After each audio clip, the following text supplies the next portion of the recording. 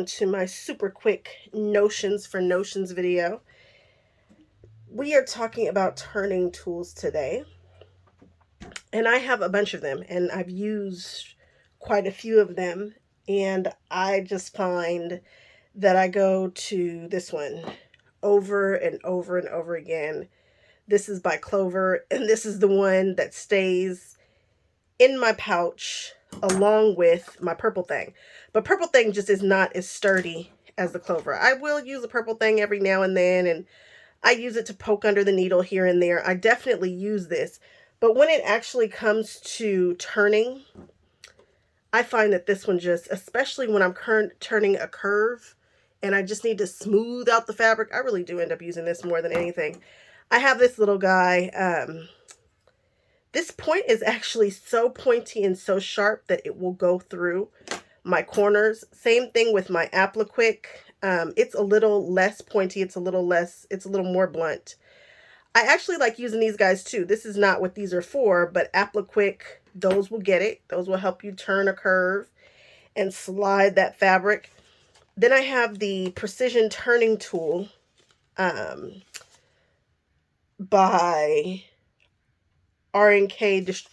I know that there's quite a few. OESD has them. Everybody has their version of this tool branded with their packaging, but this is another good one. This one has a round ball point, so I don't have an issue with it going through the hole so much like you will with this guy and this guy if you poke too hard. But for whatever reason, this Clover one can get it. It feels good in your hand. It's nice and ergonomic, and sometimes I use it like a bone folder when I need to fold fabric and I really want a nice fresh crease on there. And then when I need to turn a tube, which is also, you know, stuff that they use to turn, this kit is the one that I usually pull for most of the time. You just have to make sure that you have the right fabric, the right size for the right tube, and you can also push out in the edges. I really like this. This is something that I absolutely have to have. The Appliquick, I haven't done any applique techniques with them just yet.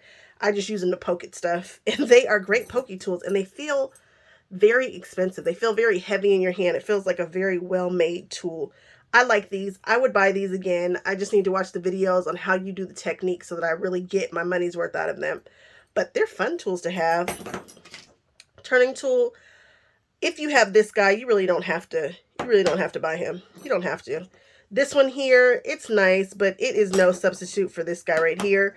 The purple thing, we all have them. You can get them, you can get knockoffs of these for, this is the actual purple thing, but you can get the knockoffs on Amazon for a few cents, and I don't suggest you do that, but they do exist. I fell victim to that once. But this one here, this Clover turning tool, I do really use this when it comes time to poke out a corner. If I'm making a pillow, or when you guys saw me making the pillows and stuff, this is the one that I grabbed for. That's the one. That's the winner out of all my turning tools. I really believe in this Clover turning tool here. This one, it feels good. You can get it for a few dollars, maybe $6, $7. You can probably find them in your Joann's and whatnot.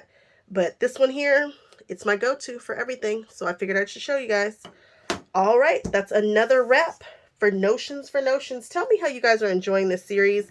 I'm loving it. My friends say that they love it because I have so many notions and I'm always using stuff. And I have been found to be right on many of the things that I've told them. So they've been really cool about it and they really enjoy it. But let me know if you guys are enjoying this series too.